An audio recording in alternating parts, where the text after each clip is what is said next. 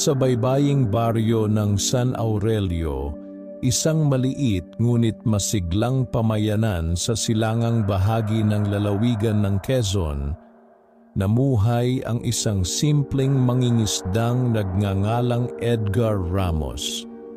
Bata pa lamang si Edgar ay sanay na siya sa alat ng dagat, hampas ng alon, at init ng araw na sumasalubong tuwing madaling araw. Ang kanyang ama na si Mang Delfin ay isa ring mangingisda noon, habang ang kanyang ina namang si Aling Rosa ay nagtitinda ng isda sa palengke ng bayan. Lumaki si Edgar na walang marangyang laruan o mamahaling kagamitan, ngunit sagana naman siya sa pagmamahal ng kanyang pamilya. Kahit maliit lamang ang kanilang kubo na gawa sa kawayan at nipa, lagi iyong puno ng tawanan at pag-asa. Madalas sabihin ng kanyang ama na ang dagat ay parang buhay ng tao, minsan payapa, minsan marahas, ngunit kailangang harapin ng may tapang at respeto. Tuwing madaling araw, isinasama si Edgar ng kanyang ama sa pangingisda. Habang ang ibang bata ay mahimbing pang natutulog, si Edgar ay nakasakay na sa maliit nilang bangka, tangan ang timba at lumang lambat. Kahit hirap na hirap siya noon sa pagbubuhat at pagsagwan, hindi siya nagrereklamo. Pangarap niyang balang araw ay maging pinakamahusay na mangingisda sa kanilang baryo. Ngunit nagbago ang lahat nang dumating ang isang malakas na bagyo noong siya ay 12 taong gulang pa lamang. Halos lamunin ng nagngangalit na alon ang buong baryo. Maraming bangka ang nasira, mga bahay ang inanod, at maraming mangingisda ang hindi na nakabalik mula sa dagat. Kabilang sa mga iyon ang kanyang ama. 3 araw nilang hinintay si Mang Delfin, ngunit walang bumalik na bakas nito, kundi ang sirang sagwan na natagpuan sa dalampasigan. Mula noon, naging mabigat ang buhay para kay Edgar at sa kanyang ina. Napilitan siyang tumigil sa pag-aaral upang tumulong sa paghahanap buhay. Kahit murang edad pa lamang siya noon, siya na ang tumayong haligi ng kanilang tahanan. Lumipas ang maraming taon. Naging ganap na binata si Edgar. Matipuno ang kanyang katawan dahil sa araw-araw na pakikipagbuno sa dagat. Kayumanggi ang kanyang balat at matalim ang kanyang mga mata na tila sanay ng sumilip sa kailaliman ng karagatan. Kilala siya sa baryo bilang masipag, tahimik at matulungin. Ngunit sa kabila ng kanyang sipag, hindi pa rin siya sinuwerte sa buhay. Madalas ay kakaunti lamang ang kanyang huli, kung minsan ay wala pa. Habang ang ibang mangingisda ay nakakauwi ng may maraming isda, si Edgar ay kadalasang may dalang iilang piraso lamang ng galunggong o tamban. Unti-unti tuloy siyang nabaon sa utang. Baka sinusumpa na ang bangka mo ni Edgar, biro minsan ng kapwa niya mangingisdang si Nardo. Napangiti lamang si Edgar kahit nasaktan siya sa sinabi nito. Siguro nga, mahinang tugon niya. Sa totoo lang, nagsisimula nang mawalan ng pag-asa si Edgar. Dumating pa sa punto na naisip niyang ibenta na lamang ang kanyang bangka at magtrabaho sa Maynila. Ngunit hindi niya magawang iwan ang kanyang ina at ang dagat na siyang kinalakihan niya. Isang gabi, habang tahimik siyang nakaupo sa dalampasigan, at pinagmamasdan ng buwan, nilapitan siya ng matandang lalaki na noon lamang niya nakita sa kanilang baryo. Mahaba ang puting balbas nito at nakasuot ng kupas na damit. May hawak itong baston na yari sa matandang kahoy. "Bakit tila pasan mo ang buong dagat sa iyong dibdib, iho?" tanong ng matanda. Napatingin si Edgar sa kanya. "Wala po iyon, tay," sagot niya. Ang taong malalim ang iniisip ay madaling makita sa kanyang mga mata. Hindi nakasagot si Edgar. May kakaibang pakiramdam siyang naramdaman habang nakatingin sa matanda. Hindi niya maipaliwanag, ngunit tila may kakaibang bigat at hiwaga itong dala. "Isa kang mabuting anak," muli nitong sabi. Ngunit ang dagat ay hindi basta nagbibigay ng biyaya. Kailangang marunong kang makinig sa kanyang lihim. Napakunot ang noo ni Edgar. "Hindi ko po naiintindihan." Ngumiti ang matanda. "Darating ang oras na mauunawaan mo rin." Pagkasabi noon ay iniabot nito kay Edgar ang isang maliit na pisi na kulay bughaw. "Dalhin mo ito sa iyong paglalayag bukas." "Para saan po ito?" "Paalala lamang na hindi lahat ng kayamanan ay ginto." Pagkatapos noon ay tumalikod na ang matanda at naglakad palayo. Saglit lamang na napalingon si Edgar sa alon, ngunit nang muli niyang hanapin ang matanda ay wala na ito. Parang bula itong naglaho sa hangin. Kinabukasan, madaling araw pa lamang ay naghanda na si Edgar para pumalaot. Tahimik niyang inilagay ang bughaw na pisi sa kanyang bangka, kahit hindi niya alam kung bakit sinusunod niya ang sinabi ng matanda. Makulimlim ang langit ng araw na iyon. Marami sa mga mangingisda ang nagpasiyang huwag nang pumalaot dahil baka raw umulan. Ngunit kailangan ni Edgar ng huli. Kaya kahit mag-isa ay sumagwan siya papalayo sa baybayin. Habang lumalalim ang kanyang nararating, lalo namang nagiging kakaiba ang paligid. Tahimik ang dagat, halos walang ibon at walang ibang bangka sa paligid. Biglang lumakas ang hangin. Nagsimulang umalon ng malaki ang dagat. Kinabahan si Edgar ngunit hindi siya umatras. Mabilis niyang inihagis ang kanyang lumang lambat sa tubig. Ilang sandali ang lumipas. Ngunit sa halip na karaniwang bigat ng isda, tila may napakalaking bagay na humihila pababa sa kanyang lambat. Nagulat si Edgar. Halos mabitawan niya ang tali sa lakas ng hatak. "Ano ito?" bulong niya. Buong lakas niyang hinila ang lambat. Mas lalong lumakas ang paghila mula sa ilalim. Nagsimulang umuga ang kanyang bangka. Tumama ang malalakas na alon sa kanyang katawan habang pilit niyang hinihila paitaas ang lambat. Maya-maya ay may kakaibang liwanag na nagmula sa ilalim ng dagat. Asul, matingkad at kumikislap. Napaatras si Edgar sa takot.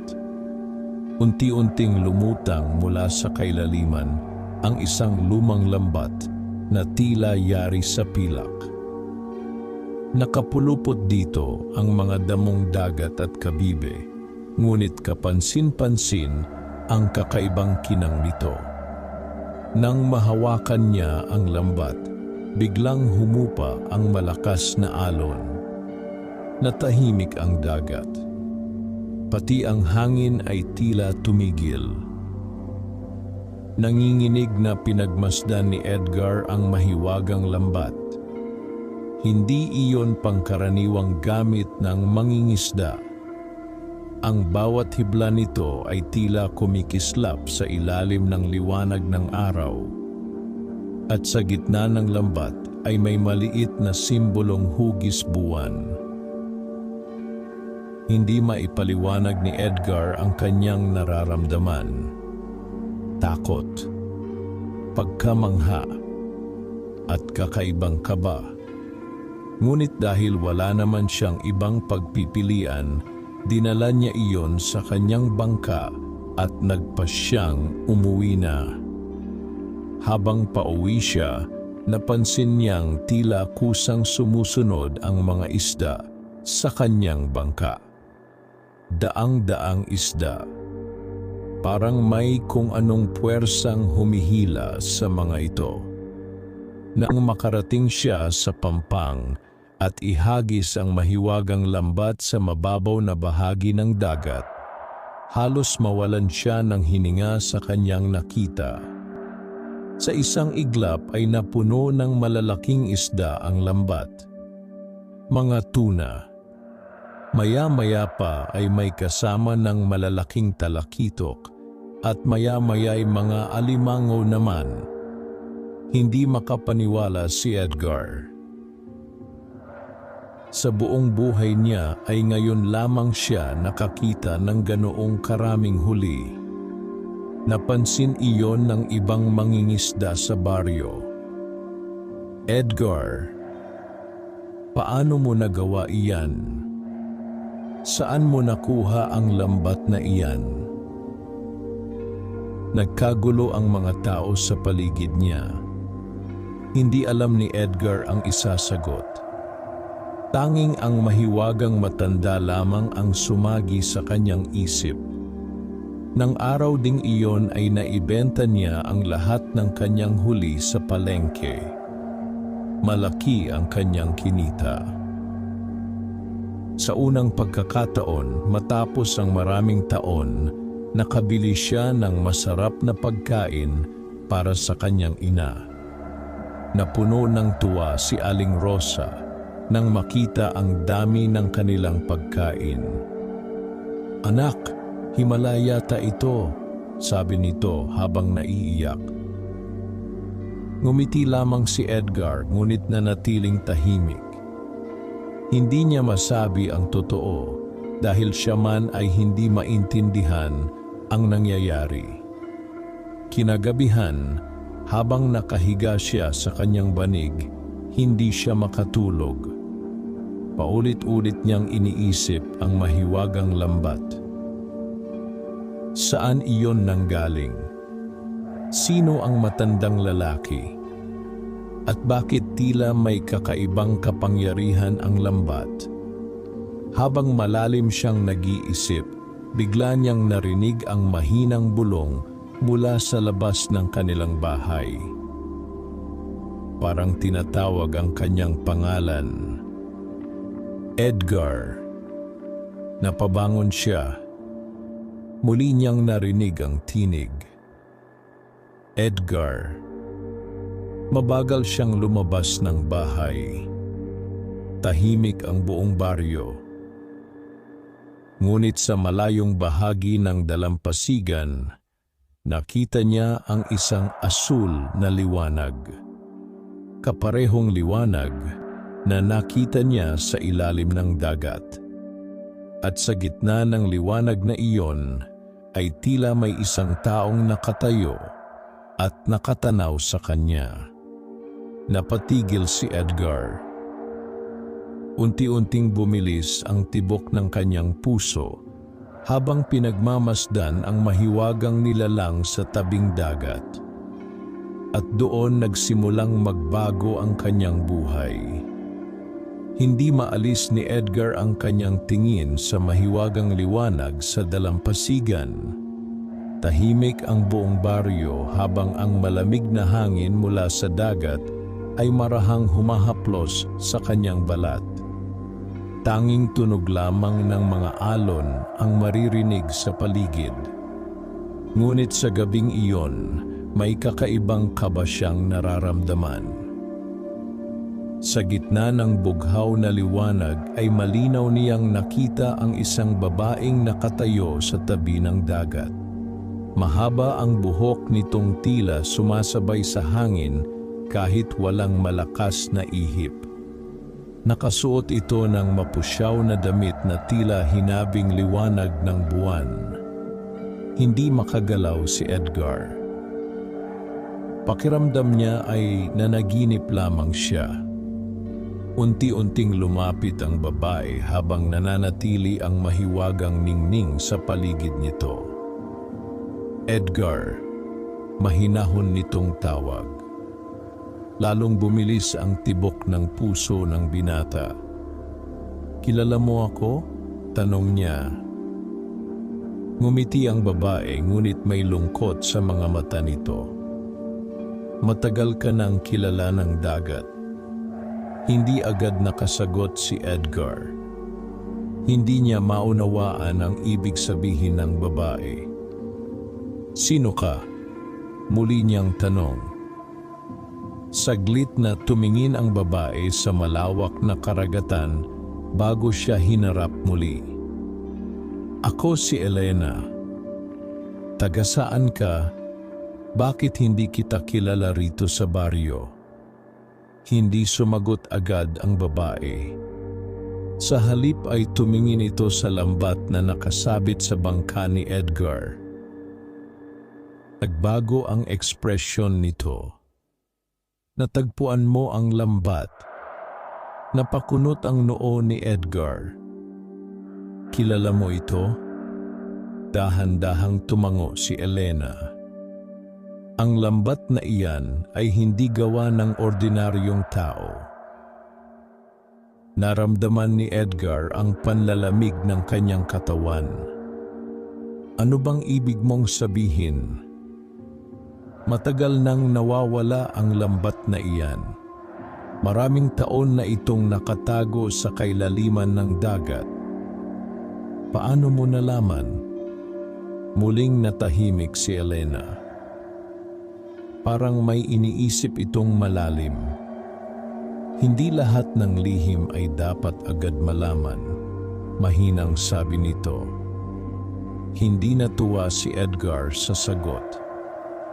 "Kung may panganib ang lambat na ito, dapat sabihin mo sa akin." "May biyayang dala ang lambat," sagot ni Elena. "Ngunit bawat biyaya ay may kapalit." Napatitig si Edgar sa babae. Parang biglang bumigat ang paligid. "Ano ang kapalit?"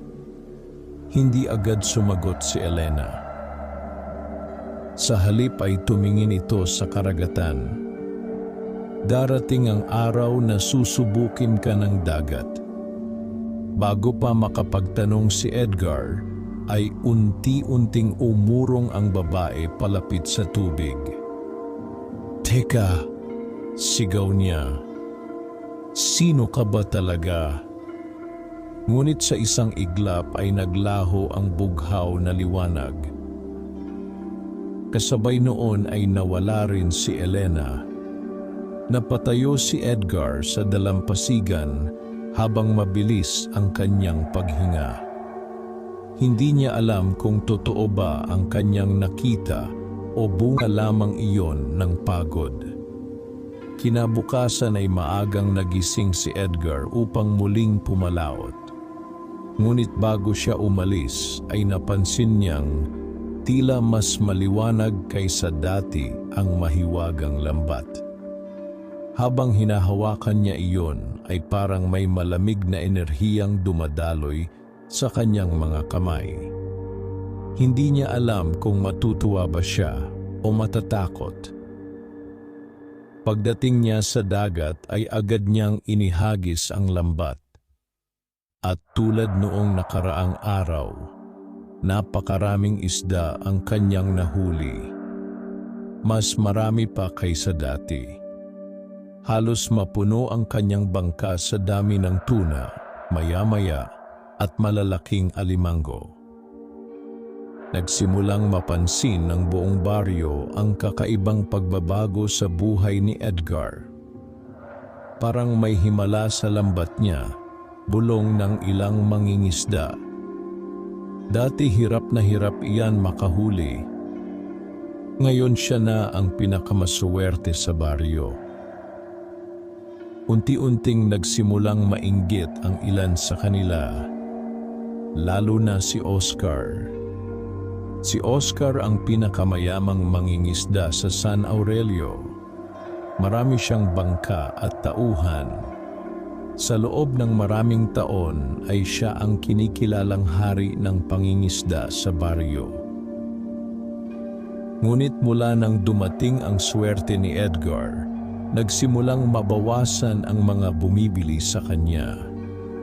Habang si Edgar ay dinudumog ng mga mamimili sa palengke, si Oscar naman ay napapansin ang unti-unting paghina ng kanyang kita. Isang hapon ay tahimik na pinagmamasdan ni Oscar si Edgar habang nag-aayos ito ng mga isda sa palengke. Nakakapagtaka ang batang iyon, sabi ni Oscar sa kanyang kasamang si Ruel. Parang may salamang ka. Hindi normal ang dami ng huli niya, dagdag ni Ruel. Malamig na ngumiti si Oscar. Alamin natin kung ano ang sikreto niya. Samantala, walang kamalay-malay si Edgar sa masamang balak ng dalawa. Masaya siyang nakauwi na araw na iyon dahil nakapagbayad siya ng ilan sa kanilang utang. Habang kumakain sila ng kanyang ina, matagal siyang pinagmamasdan ni Aling Rosa. "Anak," mahinang sabi nito. "Bakit po?" "Masaya ako dahil gumagaan na ang buhay natin." Napangiti si Edgar. "Sa wakas, makakapagpahinga na rin kayo, inay." Ngunit hindi ngumiti si Aling Rosa. "Pero parang may bumabagabag sa iyo." Natigilan si Edgar. Hindi niya alam kung sasabihin ba niya ang tungkol sa mahiwagang babae at sa lambat. Sa huli ay nanahimik na lamang siya. "Ayos lang po ako." Tumango si Aling Rosa, ngunit halatang hindi kumbinsido. Kinagabihan, muling hindi makatulog si Edgar. Paulit-ulit na bumabalik sa isip niya ang sinabi ni Elena. Bawat biyaya ay may kapalit. Habang nakahiga siya ay napansin niyang tila may mahinang liwanag na nagmumula sa labas. Mabilis siyang bumangon at sumilip sa bintana. Nakita niyang kumikislap muli ang mahiwagang lambat. Ngunit may mas kakaiba pa siyang napansin. Parang gumagalaw ito ng kusa. Dahan-dahang lumapit si Edgar. Habang papalapit siya, ay mas lalong lumalakas ang bughaw na liwanag. At maya-maya ay tila may mga bulong siyang narinig mula sa lambat. Hindi malinaw ang mga salita, ngunit parang maraming tinig na sabay-sabay nagsasalita sa ilalim ng dagat. Napalunok siya. Biglang lumakas ang hangin. Kasabay noon ay may mabilis na aninong dumaan sa dalampasigan. Agad niyang nilingon iyon, ngunit wala siyang makita. Maya-maya pa ay may narinig siyang yabag mula sa likuran niya. Mabilis siyang napaharap. Ngunit wala roon ang kahit sino. Lumakas ang kabog ng kanyang dibdib. At doon niya napansing basa ang lupa sa paligid ng kanyang bahay. Parang may kung sinong galing sa dagat at naglakad papunta roon. Sinundan ng kanyang tingin ang mga bakas ng tubig. Patungo iyon sa kanyang bangka. At nang mapatingin siya sa loob nito, ay halos mapaatras siya sa takot. May isang malaking perlas na nakapatong sa mahiwagang lambat. Kasing laki iyon ng ulo ng tao at naglalabas ng kakaibang asul na liwanag. Dahan-dahang lumapit si Edgar. Habang nakatitig siya sa perlas, ay tila may kung anong larawan na lumitaw sa kanyang isip. Isang napakalaking alon, mga bangkang lumulubog, mga taong sumisigaw, at isang madilim na aninong umaahon mula sa ilalim ng dagat. Biglang napahawak si Edgar sa kanyang ulo. Naglaho ang mga larawan. Mabilis ang kanyang paghinga habang nakatitig sa mahiwagang perlas. Hindi niya alam kung ano ang ibig sabihin ng kanyang nakita. Ngunit malinaw sa kanyang pakiramdam na may paparating na panganib at tila konektado rito ang mahiwagang lambat na kanyang natagpuan. Magdamag na hindi nakatulog si Edgar matapos makita ang mahiwagang perlas sa kanyang bangka.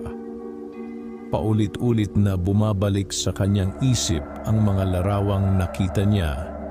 Malalaking alon, mga taong sumisigaw, at ang madilim na aninong tila umaahon mula sa kailaliman ng dagat. Madaling araw pa lamang ay nakaupo na siya sa dalampasigan habang hawak ang malaking perlas. Tahimik ang paligid, ngunit tila mabigat ang hangin. Pakiramdam niya ay may nagmamasid sa kanya mula sa malayo. Minsan ay sinusubukan niyang kumbinsihin ang sarili na pagod lamang siya at naglalaro lang ang kanyang isip. Ngunit tuwing makikita niya ang mahiwagang lambat at ang bughaw nitong liwanag, nawawala ang kanyang pagdududa. May kakaiba talagang nangyayari. Anak, hindi ka pa ba matutulog? Napalingon siya nang marinig ang tinig ng kanyang ina. Nakatayo si Aling Rosa sa may pintuan ng kanilang bahay habang nag-aalala ang mukha. Maaga pa po akong aalis mamaya, sagot ni Edgar. Napansin ng kanyang ina ang hawak niyang perlas. Ano iyan? Sandaling natigilan si Edgar. Napulot ko lang po sa bangka. Dahan-dahang lumapit si Aling Rosa at pinagmasdan ang perlas. Biglang nagbago ang ekspresyon nito. Parang nakita ko na iyan dati. Napakunot ang noo ni Edgar. Saan po? Tahimik na napaupo si Aling Rosa sa tabi niya. Noong bata pa ako, mahinang sabi nito. May kwento ang matatanda tungkol sa isang perlas ng dagat. Tahimik na nakinig si Edgar. Ayon sa alamat, pagpapatuloy ng kanyang ina, may isang mahiwagang lambat na pag-aari ng tagapagbantay ng dagat. Kapag nawala raw ang lambat na iyon, darating ang panahon na magigising ang isang sinaunang sumpa. Nanlamig ang katawan ni Edgar. Alamat lang po siguro iyon. Umiling si Aling Rosa. Noong bata ako, may matandang mangingisda na nagsabing nakita niya ang bughaw na liwanag sa dagat. Kinabukasan, nilamon ng malalaking alon ang kalahati ng baryo. Napatahimik si Edgar. Biglang bumigat ang pakiramdam niya. Bakit ngayon ninyo lang sinabi sa akin? Dahil kwento lamang ang akala ko noon, sagot ni Aling Rosa. Pero nang makita ko ang perlas na iyan, natatakot ako. Hindi alam ni Edgar ang sasabihin. Maya-maya ay tumayo siya at marahang inilagay ang perlas sa loob ng kanilang bahay. Ako na po ang bahala rito. Ngunit sa loob-loob niya ay nagsisimula na rin siyang matakot. Pagsikat ng araw ay muli siyang pumalaot. Habang papalayo siya sa baybayin, napansin niyang tila kakaiba ang dagat ng araw na iyon. Tahimik ang alon, ngunit parang may malalim na ungol mula sa ilalim ng tubig. Minsan ay tila may malalaking aninong dumaraan sa ilalim ng kanyang bangka. Sinubukan niyang huwag pansinin iyon. Pagdating niya sa lugar kung saan niya unang nakita ang mahiwagang lambat, huminto siya. Tahimik niyang pinagmasdan ang dagat. At doon niya muling nakita ang bughaw na liwanag sa ilalim ng tubig. Mas maliwanag ito kaysa dati. Parang may tumatawag sa kanya. Hindi niya alam kung bakit, ngunit tila may puwersang humihila sa kanya upang sundan ang liwanag. Mabagal niyang ibinaba ang kamay sa tubig. Malamig. Napakalamig. At bigla niyang narinig ang mahinang tinig. Edgar. Napaatras siya. Mabilis siyang lumingon, ngunit wala namang ibang tao sa paligid. Edgar. Muli niyang narinig ang tinig. Parang nanggagaling mismo sa ilalim ng dagat. Kinabahan siya, ngunit nanaig ang kanyang kuryosidad. Dahan-dahan niyang hinila ang mahiwagang lambat at inihagis iyon sa bahaging may liwanag. Biglang kumislap ng malakas ang buong dagat. Nayanig ang kanyang bangka. At sa loob lamang ng ilang segundo ay nagsimulang umikot ang tubig sa paligid niya. Parang bumubuo ng higanting paikot na alon. Nataranta si Edgar. Ngunit bago pa siya makasagwan palayo, biglang may lumitaw mula sa ilalim ng dagat. Si Elena. Umahon ito mula sa tubig na tila hindi na aapektuhan ng alon. Napatayo si Edgar sa gulat. Elena! Mabilis itong sumakay sa bangka. Kailangan nating umalis dito, sigaw nito. Ano ba ang nangyayari? Ginising mo ang bantay ng kailaliman. Hindi na nakapagtanong pa si Edgar dahil biglang lumakas ang alon. Isang napakalaking anino ang lumitaw sa ilalim ng tubig. Halos mawalan siya ng hininga nang makita ang laki nito. Parang isang dambuhalang nilalang na umiikot sa ilalim ng dagat. Matingkad na bughaw ang mga mata nito. At bawat galaw nito ay nagpapayanig sa tubig. Ano yan? Nanginginig na tanong ni Edgar. Hindi agad sumagot si Elena.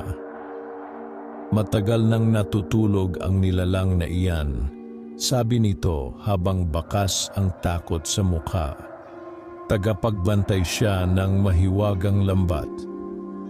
Biglang sumalpok ang malakas na alon sa bangka.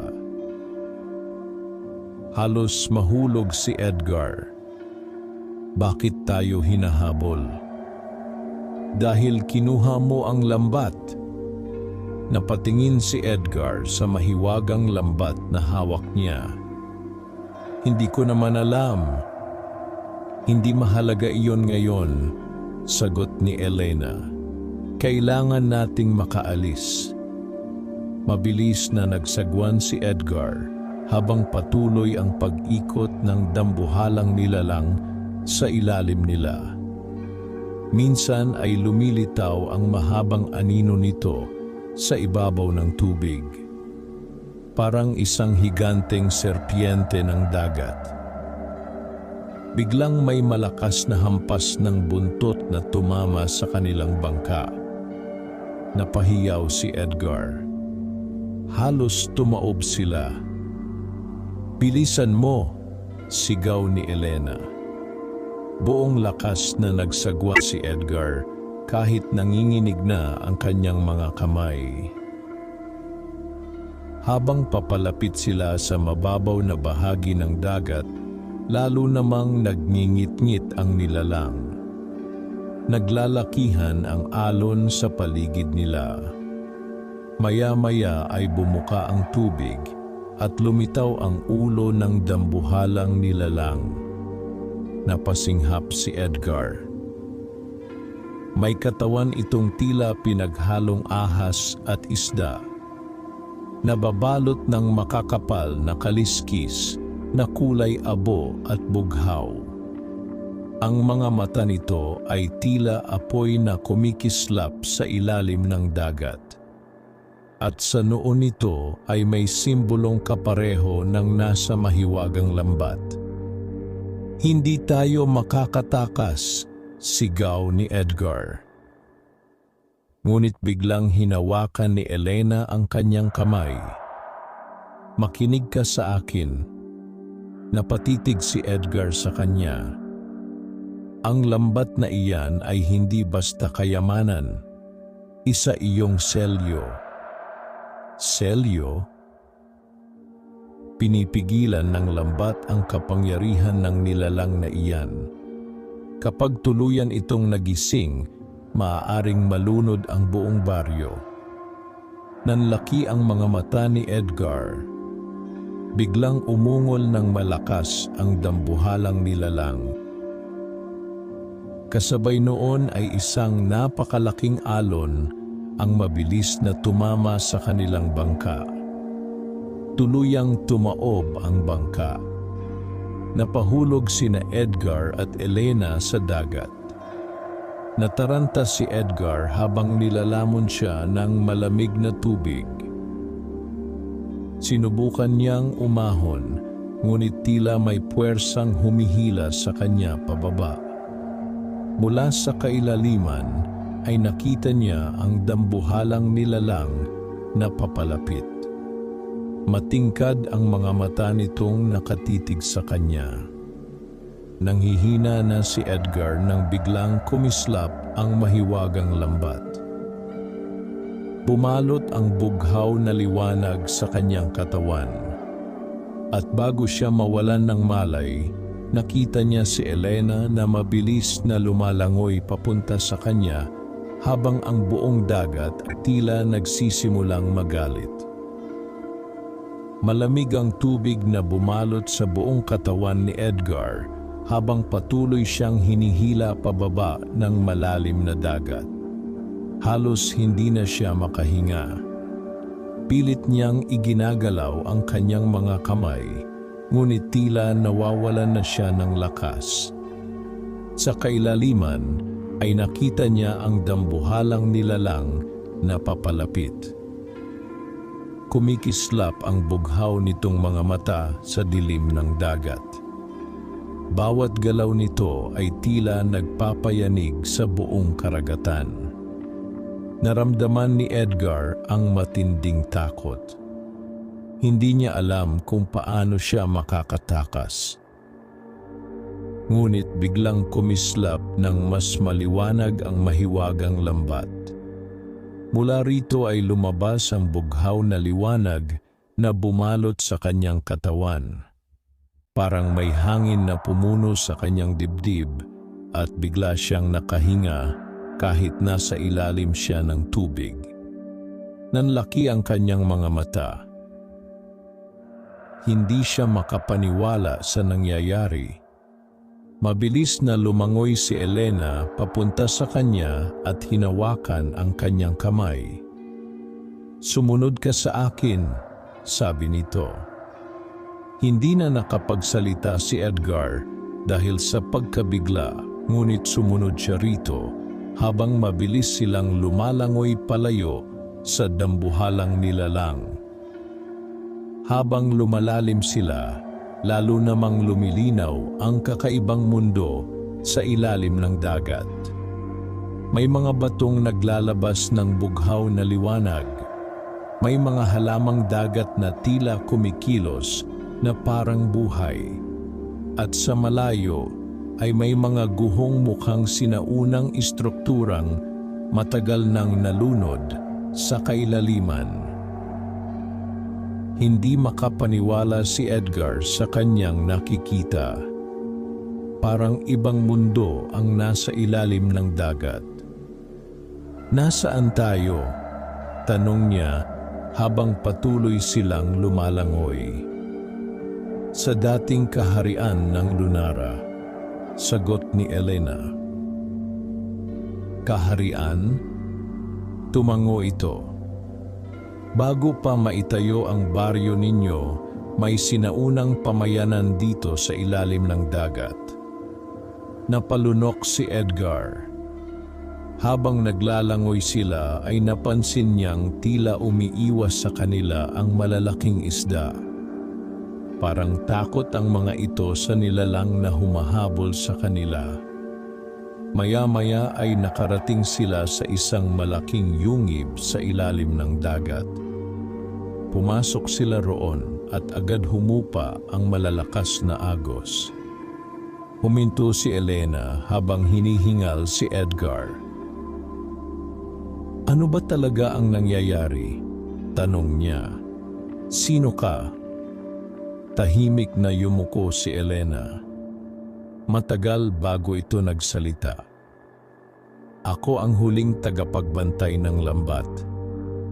Napakunot ang noo ni Edgar. "Hindi ko maintindihan." Maraming taon nang nakatago ang mahiwagang lambat upang hindi magising ang bantay ng kailaliman. "Yung dambuhalang nilalang?" Tumango si Elena. Tinatawag siyang si Orion. Naramdaman ni Edgar ang panlalamig ng kanyang katawan sa pangalan pa lamang ng nilalang. Bakit siya nakatago? Dahil kapag tuluyan siyang nakawala, lulubog sa dagat ang maraming bayan. Napahawak si Edgar sa ulo. Pakiramdam niya ay napakabigat ng lahat ng kanyang naririnig. Ako ba ang may kasalanan kung bakit siya nagising? Hindi agad sumagot si Elena. Hindi mo sinasadyang kunin ang lambat, sagot nito. Ngunit ikaw ang napili ng dagat. Napili? Para saan? Muling tumahimik si Elena. Hindi pa panahon para malaman mo ang lahat. Hindi natuwa si Edgar sa sagot nito. Palagi na lang ganyan ang sinasabi mo. Dahil mapanganib ang katotohanan. Biglang umalingaw-ngaw ang isang malakas na ungol sa buong ilalim ng dagat. Nayanig ang yunggib. Nanlaki ang mga mata ni Elena. Nahanap niya tayo. Biglang nagkaroon ng malalakas na bitak sa paligid ng kuweba. Mabilis na hinawakan ni Elena ang kamay ni Edgar. Kailangan nating umalis. Lumabas sila mula sa kuweba habang mabilis na gumuho ang mga bato sa likuran nila. At sa madilim na bahagi ng kailaliman ay muli nilang nakita si Orion. Mas malinaw na ngayon ang anyo nito. Napakalaki nitong tila kayang lunukin ang isang buong bangka. Makakapal ang kaliskis nitong kulay abo at bughaw. Ang mahahabang pangil nito ay tila matutulis na sibat. At sa noo nito ay nagliliwanag ang simbolong kapareho ng nasa lambat. Biglang umatungal si Orion.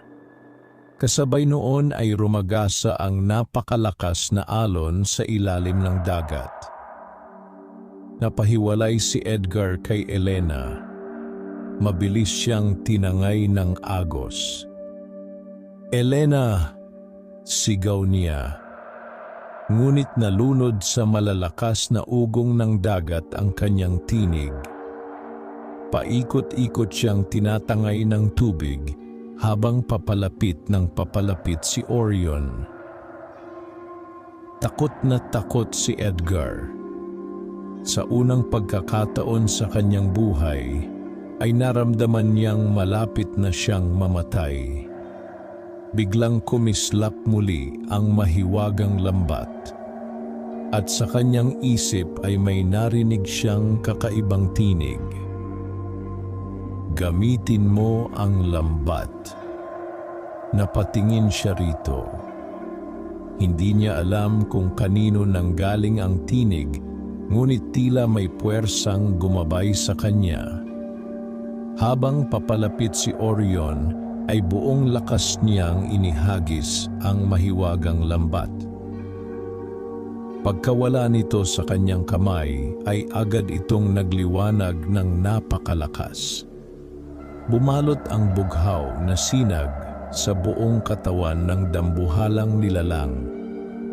Umalingaw-ngaw ang malakas na ungol ni Orion. Parang nasasaktan ito. Mabilis na umikot ang lambat sa katawan nito hanggang sa tuluyan itong matali. Nagulat si Edgar. Hindi siya makapaniwala na gumana iyon. Ngunit ilang segundo lamang ang lumipas, ay nagsimulang mapunit ang bahagi ng mahiwagang lambat. Nanlaki ang mga mata ni Elena. "Hindi pa sapat ang lakas ng lambat," sigaw nito.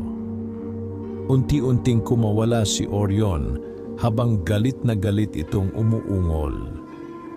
Nagkagulo ang buong ilalim ng dagat. Nagsimulang bumagsak ang malalaking bato mula sa itaas. Mabilis na nilapitan ni Elena si Edgar. "Kailangan nating bumalik sa ibabaw." Paano ang nilalang na iyon? Kapag tuluyang nasira ang lambat, walang makakapigil sa kanya.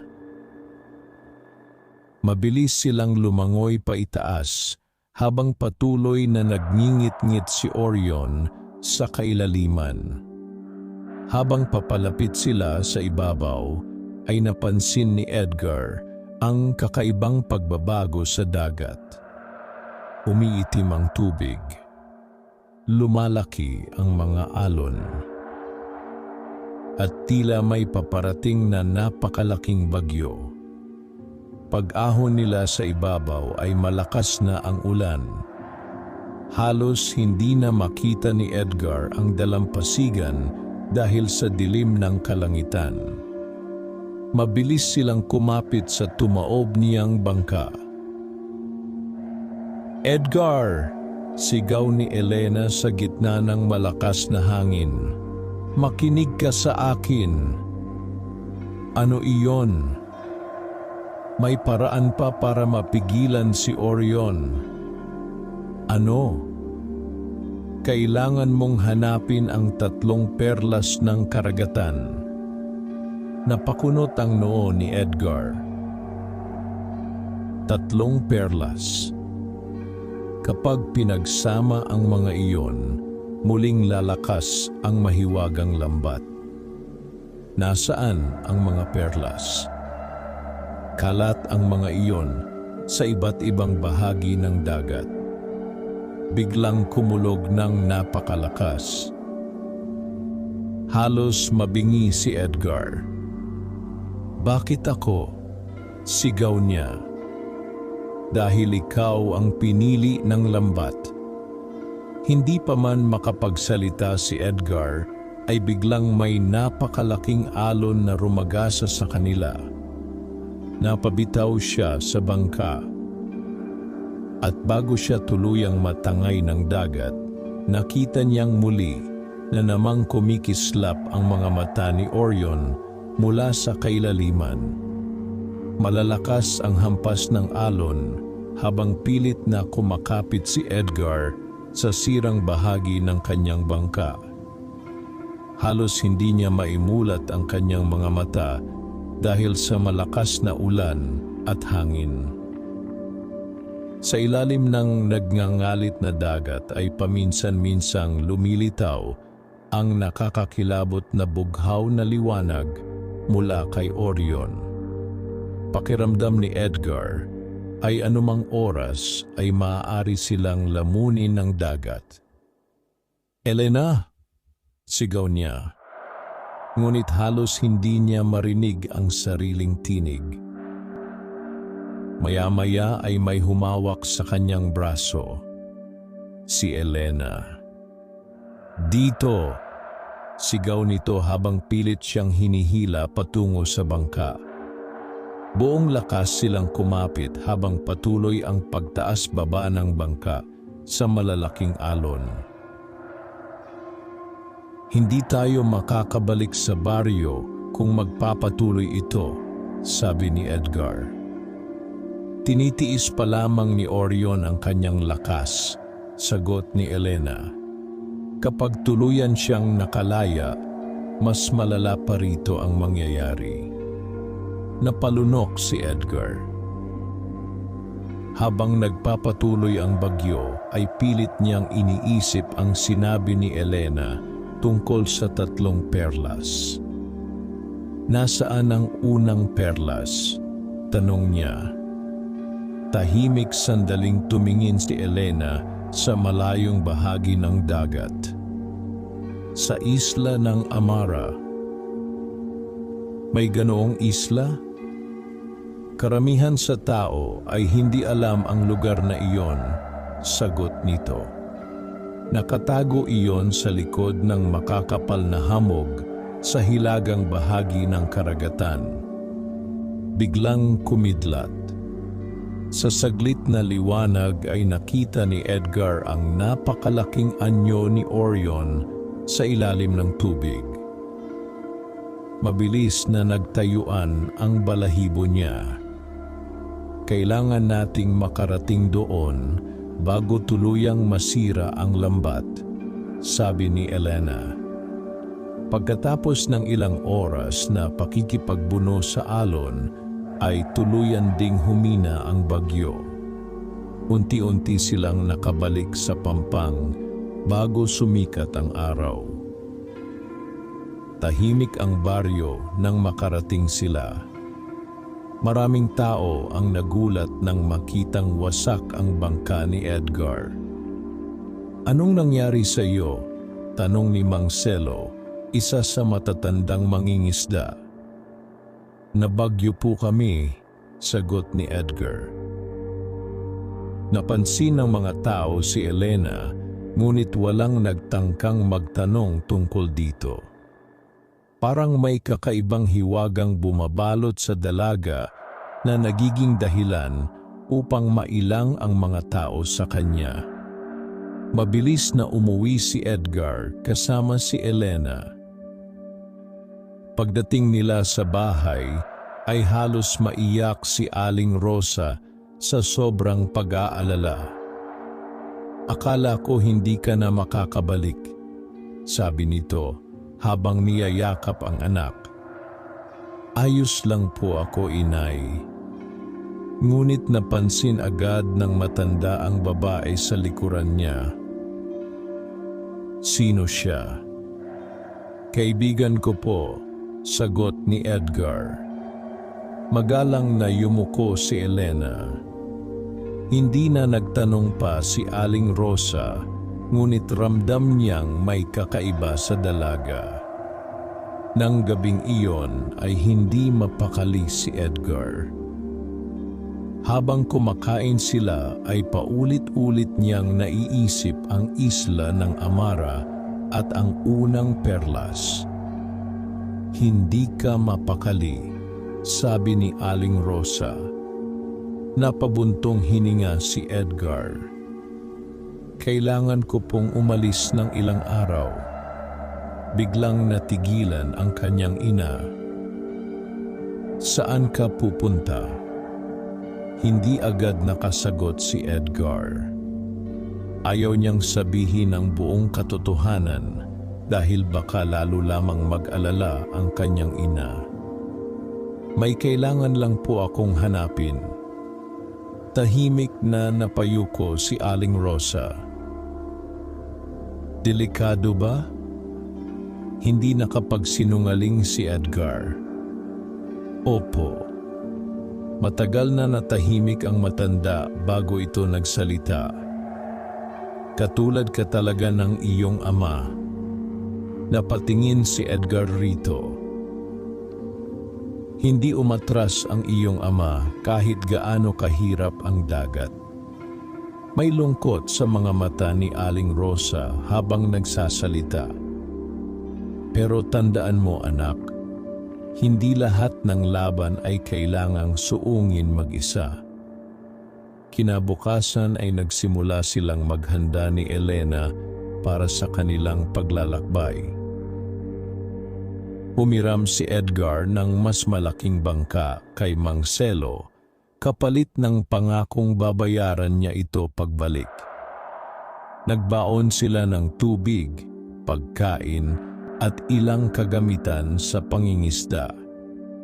Habang naghahanda sila, ay may matang lihim na nagmamasid sa kanila mula sa malayo. Si Oscar. Kasama nito si Ruel. "Tingnan mo," bulong ni Ruel. "Mukhang aalis ang Edgar na iyon." Malamig na ngumiti si Oscar. Hindi ordinaryo ang lambat niya. "Ano pong balak ninyo?" "Susundan natin siya." Hindi alam ni na Edgar na may masasamang matang nakasunod sa kanila. Pagsapit ng hapon ay nagsimula na silang maglayag. Habang papalayo sila sa baryo ay napansin ni Edgar na tila mas malamig ang dagat kaysa dati. Tahimik lamang si Elena habang nakatanaw sa malayo. "Matagal mo na bang binabantayan ang lambat?" tanong ni Edgar. "Oo." "Ilang taon na?" Saglit na tumingin sa kanya si Elena. "Mas matagal kaysa inaakala mo." Hindi na muling nagsalita ang dalaga. Habang tumatagal, ay lalo namang nagiging makapal ang hamog sa paligid nila. Unti-unting nawawala ang liwanag ng araw. "Malapit na tayo," sabi ni Elena. Biglang naging napakatahimik ng dagat. Walang alon, walang ibon. Parang patay ang buong paligid. Naramdaman ni Edgar ang kakaibang kaba. Maya-maya ay may lumitaw na hugis ng isla mula sa gitna ng hamog. Mataas ang mga batong nakapalibot dito at hitik sa malalaking punong, tila matagal nang walang taong nakakarating. "Ito ang isla ng Amara," mahinang sabi ni Elena. Paglapag nila sa dalampasigan, ay agad napansin ni Edgar ang kakaibang lugar. Malamig ang hangin kahit tirik ang araw. At tila may mga bulong na sumasabay sa hangin. "Nasaan ang perlas?" tanong niya. "Tara." Pumasok sila sa masukal na kagubatan ng isla.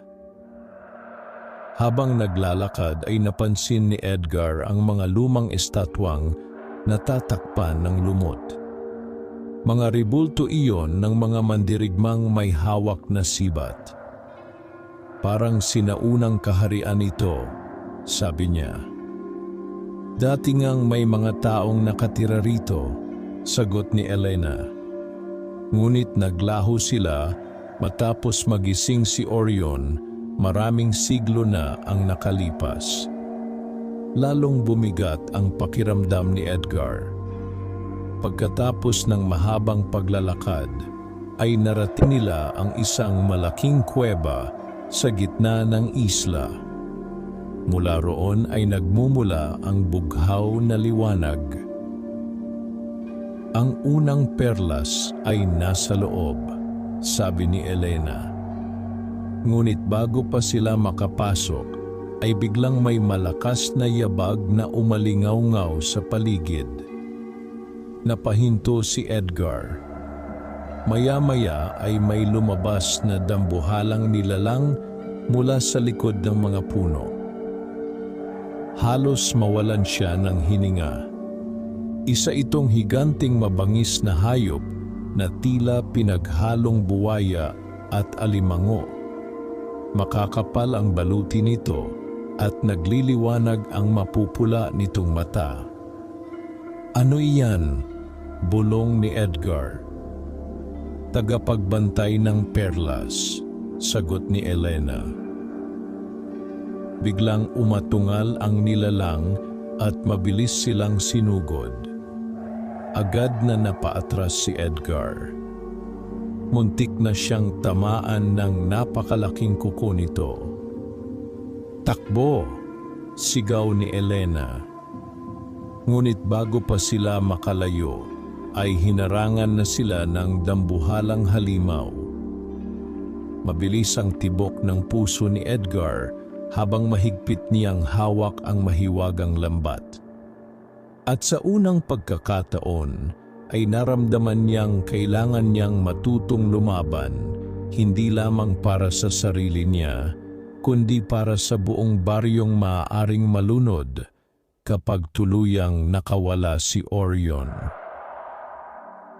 Nakaharang sa kanila ang dambuhalang nilalang habang umaalingaw-ngaw sa buong isla ang mabigat nitong pag-unggol.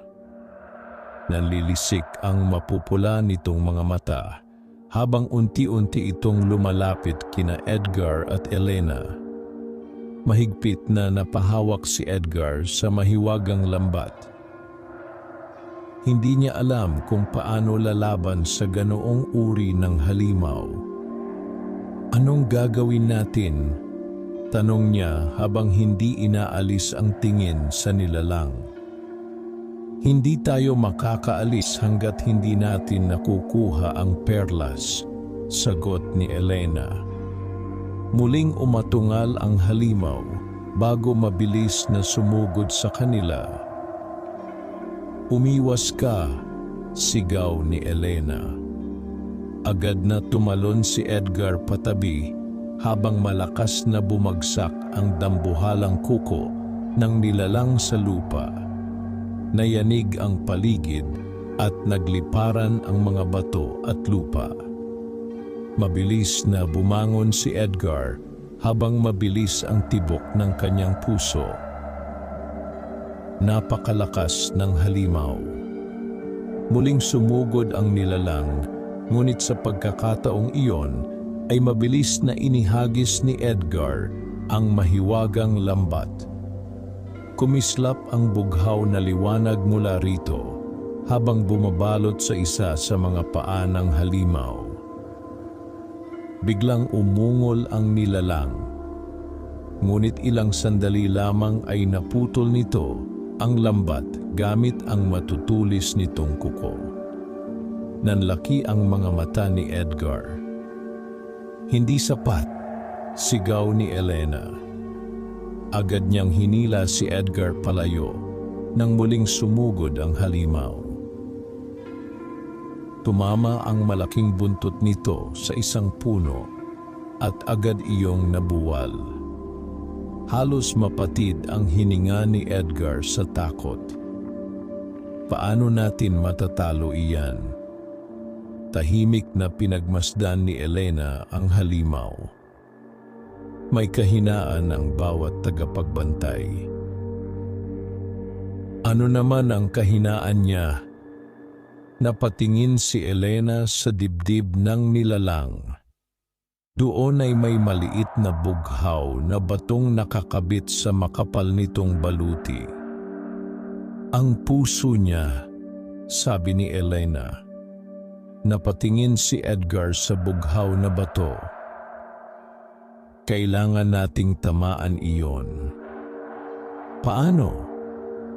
Hindi agad nakasagot si Elena dahil muling sumugod ang halimaw. Mabilis silang tumakbo sa magkabilang direksyon upang malito ito. Habang hinahabol ng halimaw si Elena, ay mabilis na kumuha si Edgar ng sibat na gawa sa kahoy mula sa gilid ng kuweba. Huminga siya ng malalim. Ngayon lamang siya haharap sa ganitong panganib. Ngunit naalala niya ang kanyang baryo, ang kanyang ina, at ang posibilidad na masira ang buong lugar kapag hindi nila napigilan si Orion. Mahigpit niyang hinawakan ang sibat. Habang abala ang halimaw kay Elena, ay mabilis siyang tumakbo palapit dito. "Edgar!" sigaw ni Elena. Buong lakas niyang inulos ang sibat patungo sa bughaw na bato sa dibdib ng nilalang. Tumama iyon. Biglang umatungal ng napakalakas ang halimaw. Nagliyab ng bughaw na liwanag ang buong katawan nito habang nagsimulang magbitak ang makapal nitong baluti. Napaatras si Edgar dahil sa lakas ng enerhiyang lumabas mula rito. Maya-maya ay bumagsak sa lupa ang dambuhalang nilalang. Unti-unting naglaho ang katawan nito hanggang sa maging abo. Natahimik ang buong paligid. Hingal na hingal si Edgar habang nakatitig sa lugar kung saan bumagsak ang halimaw. Hindi siya makapaniwalang nagawa nilang mapatay iyon. Lumapit si Elena sa kanya. "Ayos ka lang?" Tumango si Edgar kahit mabilis pa rin ang tibok ng kanyang dibdib. "Tapos na ba?" "Hindi pa," sagot ni Elena habang tumitingin sa kuweba. Nasa loob pa ang perlas. Dahan-dahan silang pumasok sa kuweba. Malamig at madilim sa loob, ngunit mula sa pinakagitna nito ay nagmumula ang matingkad na bughaw na liwanag. Habang papalapit sila, ay lalo namang lumalakas ang kakaibang enerhiyang nararamdaman ni Edgar. At nang marating nila ang gitna ng kuweba, ay halos mapasinghap siya. Sa ibabaw ng isang malaking batong altar ay nakalutang ang isang napakagandang perlas. Mas maliwanag ito kaysa sa perlas na una niyang nakita. Parang may dagat na umiikot sa loob nito. Iyan ang unang perlas ng karagatan, mahinang sabi ni Elena. Hindi maalis ni Edgar ang kanyang tingin dito. Parang may tumatawag sa kanya. Dahan-dahan siyang lumapit. Ngunit habang papalapit siya, ay biglang may mga larawang lumitaw sa kanyang isip.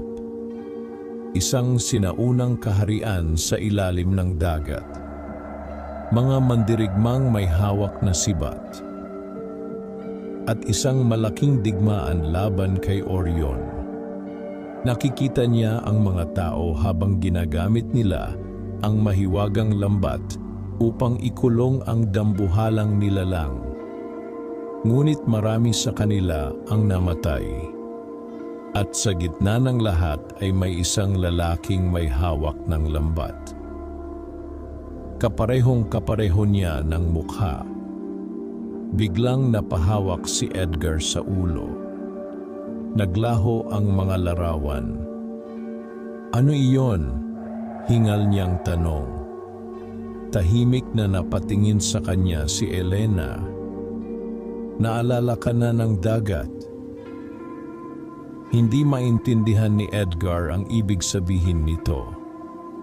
Ngunit bago pa siya makapagtanong, ay biglang nagsimulang lumindol ang buong kuweba. Nayanig ang lupa. Nagbagsakan ang mga bato mula sa itaas. "Elena!" Nanlaki ang mga mata ng dalaga. Nararamdaman ni Orion na nakuha natin ang perlas. Biglang mas lalong lumiwanag ang perlas. At sa malayo ay umalingaw-ngaw ang napakalakas na ungol mula sa dagat. Nanlamig ang katawan ni Edgar. Parang galit na galit si Orion. "Kunin mo ang perlas," sigaw ni Elena. Mabilis na inabot ni Edgar ang perlas. Sa sandaling nahawakan niya iyon ay agad kumalat ang bughaw na liwanag sa buong kuweba. Biglang nagliwanag ang mahiwagang lambat at sa noo ni Edgar ay lumitaw sandali ang simbolong kapareho ng nasa lambat. Nagulat siya, ngunit mas lalo siyang nagulat nang biglang may tinig na bumulong sa kanyang isip. Tagapagmana. Napaatras siya. "Ano iyon?" tanong niya. Ngunit hindi na nakasagot si Elena dahil biglang bumukas ang lupa sa ilalim nila. Napahiyaw si Edgar habang pareho silang nahulog sa malalim na kadiliman sa ilalim ng kuweba. Napahiyaw sina Edgar at Elena habang mabilis silang bumabagsak sa madilim na kailaliman sa ilalim ng kuweba. Tanging bughaw na liwanag lamang mula sa perlas at mahiwagang lambat ang nagbibigay liwanag sa paligid. Malakas na kabog ng dibdib ang naririnig ni Edgar habang pilit siyang kumakapit sa perlas. Hindi niya alam kung saan sila babagsak.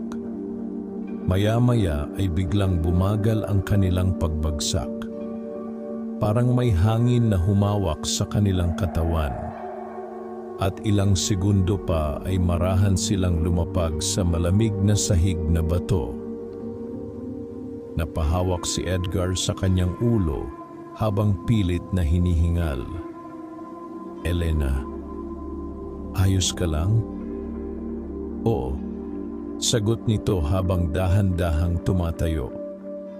Tahimik na pinagmasdan ni Edgar ang paligid. Unti-unting nanlaki ang kanyang mga mata. Nasa isang napakalawak silang lugar sa ilalim ng lupa.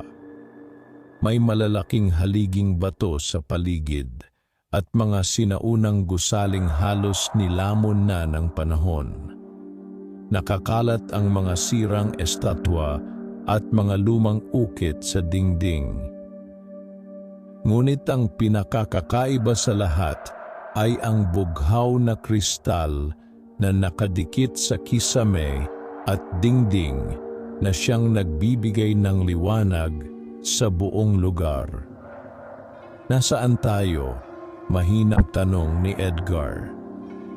Tahimik na napatingin si Elena sa malawak na guho. Sa nakalimutang lungsod ng Lunara. Naramdaman ni Edgar ang panlalamig ng kanyang katawan. "Ito ba ang kahariang sinabi mo?" Tumango si Elena. Dito nagsimula ang lahat. Dahan-dahang naglakad si Edgar habang pinagmamasdan ang sinaunang lugar. Kahit wasak na ang mga gusali, ay makikita pa rin ang dating karangyaan nito. May malalaking pintuan na yari sa kakaibang bato at mga ukit ng alon at nilalang dagat sa bawat dingding. Parang hindi ito ginawa ng ordinaryong tao, sabi niya. Dahil hindi lahat ng nanirahan dito ay ordinaryo, sagot ni Elena. Napatingin si Edgar sa kanya. Ano ba talaga ang Lunara? Huminga ng malalim si Elena bago nagsalita. Noong unang panahon, may mga tagapagbantay ng dagat na naninirahan dito. Sila ang nagpoprotekta sa balanse ng karagatan. At si Orion? Isa siyang sinaunang nilalang na isinilang mula sa galit ng kailaliman. Napakunot ang noo ni Edgar. Galit? Kapag puno ng kasakiman at karahasan ang puso ng tao, nagiging madilim ang dagat. Paliwanag ni Elena. Doon isinilang si Orion. Tahimik na nakinig si Edgar. Sinubukan siyang pigilan ng mga tagapagbantay. Pagpapatuloy ni Elena. Ngunit napakalakas niya. Maraming lungsod ang nalunod dahil sa kanya. Habang nagsasalita si Elena ay tila muling may mga larawang lumilitaw sa isip ni Edgar. Mga mandirigmang lumalaban sa dambuhalang alon. Mga taong tumatakbo habang nilalamon ng dagat ang kanilang tahanan. At ang mahiwagang lambat na nagliliwanag sa gitna ng kaguluhan. Napahinto siya sa paglalakad. Muli niyang nakita ang lalaking kamukha niya. Nakasuot ito ng sinaunang kasuotan at hawak ang lambat habang nakikipaglaban kay Orion. Biglang sumakit ang ulo ni Edgar. Edgar? Napahawak siya sa noo habang mabilis ang kanyang paghinga. Parang nakita ko na ang lugar na ito. Tahimik na tumingin si Elena sa kanya. Dahil konektado ka rito. Ano bang ibig mong sabihin? Bago pa makasagot si Elena, ay biglang umaling-aungaw ang mabigat na tunog mula sa malayo. Parang may malaking pintuang bumukas. Mabilis silang napalingon. Sa dulo ng sinaunang lungsod ay may matingkad na bughaw na liwanag na unti-unting lumalakas. At mula roon ay may mababagal na yabag na papalapit. Naging alerto si Edgar. Mabilis niyang hinawakan ang mahiwagang lambat. Mula sa dilim ay unti-unting lumitaw ang tatlong nilalang na nakasuot ng lumang baluti. May hawak silang mahahabang sibat at nababalot ng bughaw na liwanag ang kanilang mga katawan. Ngunit hindi normal ang kanilang anyo. Parang mga kaluluwang nabuhay muli. Kumikinang ang kanilang mga mata at mabagal silang naglalakad papalapit. Mga bantay ng lungsod, mahinang sabi ni Elena. Kaaway ba sila? Hindi ko alam. Huminto ang tatlong nilalang sa harap nila. Tahimik lamang silang nakatitig kay Edgar. Maya-maya ay lumuhod ang isa sa kanila. Kasunod nito ay lumuhod din ang dalawa. Nagulat si Edgar. Ano ang ginagawa nila? Biglang nagsalita ang unang bantay sa mabigat at paos na tinig. Dumating na ang tagapagmana. Nanlaki ang mga mata ni Edgar. Anong tagapagmana? Unti-unting tumayo ang bantay. Ang dugo ng unang tagapagbantay ay muling nagbalik. Napaatras si Edgar. Hindi niya maintindihan ang sinasabi ng nilalang. Ngunit si Elena ay tila hindi na nagulat. Totoo nga pala, mahinang sabi nito. Mabilis na napatingin si Edgar sa kanya. Alam mo, tahimik na yumuko si Elena. Ang unang may hawak ng mahiwagang lambat ay ang iyong ninuno.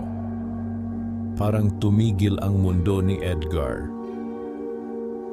Huwag kang magbiro. Hindi ako nagsisinungaling. Napailing si Edgar. Imposible iyon. Ang pamilya mo ang huling linya ng mga tagapagbantay, sabi ni Elena. Iyon ang dahilan kung bakit ikaw ang pinili ng lambat. Hindi makapaniwala si Edgar. Lahat ng nangyayari ay tila mas lalong gumugulo sa kanyang isip. Bakit hindi sinabi ng kanyang ama o ina ang tungkol dito? At bakit ngayon lamang niya nalaman? Muling nagsalita ang matandang bantay.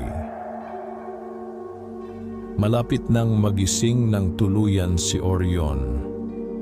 Tahimik na napatingin si Edgar rito. Kapag nangyari iyon, pagpapatuloy ng bantay, lulubog ang buong baybayin.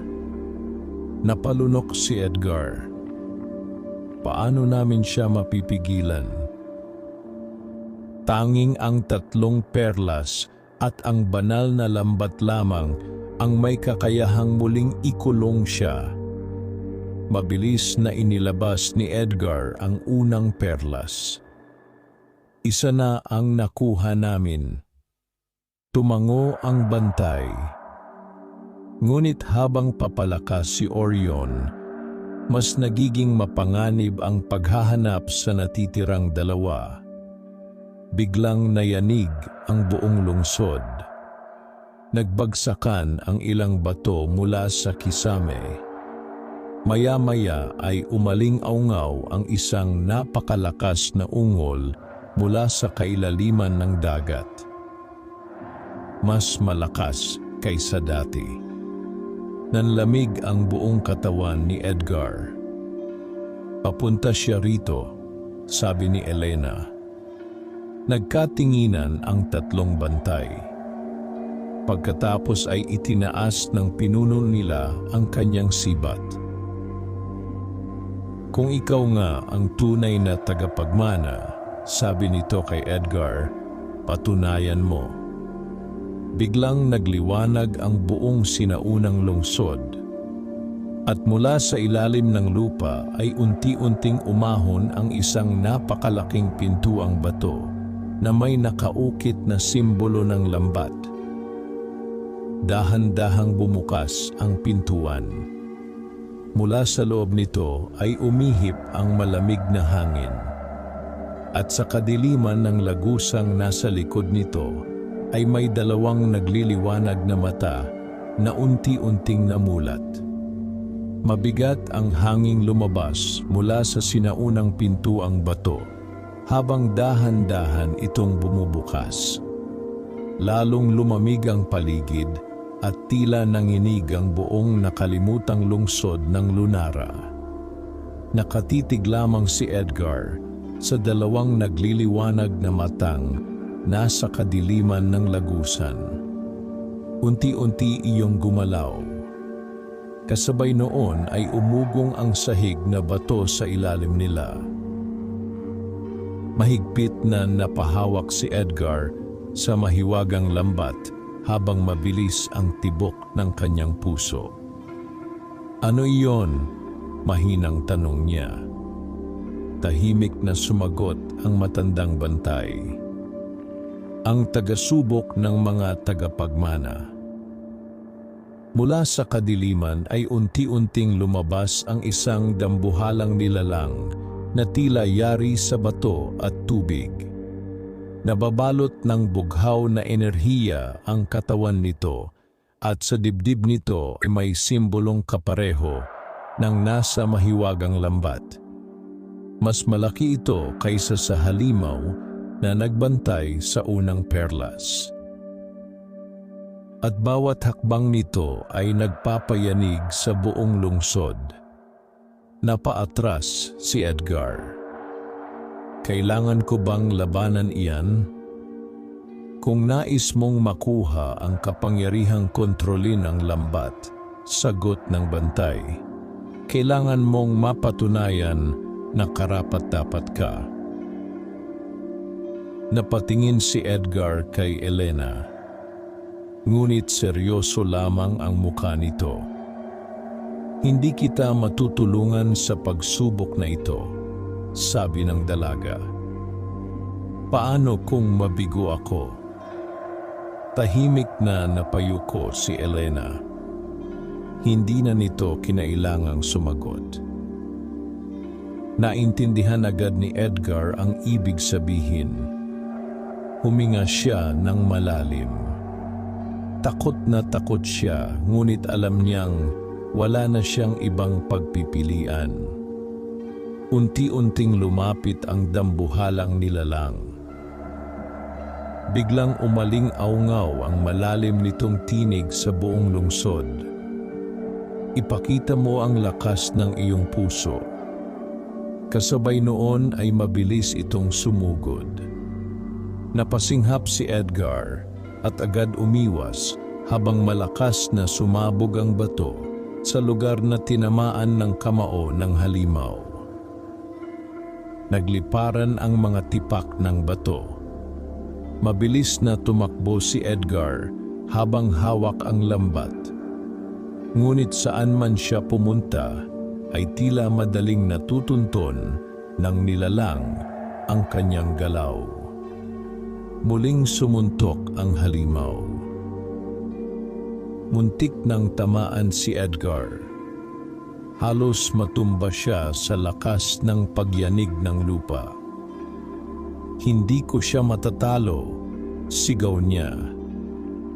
Hindi puro lakas ang kailangan, sigaw pabalik ni Elena. Mabilis na tumayo si Edgar habang pilit iniisip kung ano ang gagawin. Naalala niya ang unang halimaw sa kuweba. May kahinaan iyon sa dibdib. Mabilis niyang tiningnan ang dambuhalang nilalang. Ngunit wala siyang makitang kahinaan dito. Biglang kumislap ang unang perlas na nasa kanyang kamay. At muli niyang narinig ang mahinang tinig sa kanyang isip. Makinig sa dagat. Napahinto siya. Parang may kakaibang enerhiyang dumadaloy sa kanyang katawan. Unti-unti niyang naririnig ang tunog ng tubig kahit nasa ilalim sila ng lupa. At maya-maya ay napansin niya ang bughaw na liwanag na umiikot sa katawan ng halimaw. May isang bahagi sa dibdib nito na mas mahina ang liwanag kaysa sa iba. Nanlaki ang mga mata niya. Iyon pala, muling sumugod ang halimaw. Ngunit sa pagkakataong iyon ay hindi na agad umiwas si Edgar. Mahigpit niyang hinawakan ang mahiwagang lambat. Habang papalapit ang kamao ng nilalang, ay mabilis niyang inihagis ang lambat patungo sa dibdib nito. Kumislap ng napakalakas ang lambat. Bumalot ang bughaw na enerhiya sa katawan ng halimaw. Biglang umatungal ang nilalang. Mabilis na hinila ni Edgar ang lambat habang pilit niyang itinutok ang enerhiya sa mahinang bahagi ng dibdib nito. Unti-unting nagbitak ang katawan ng halimaw. Mas lalong lumiwanag ang buong paligid.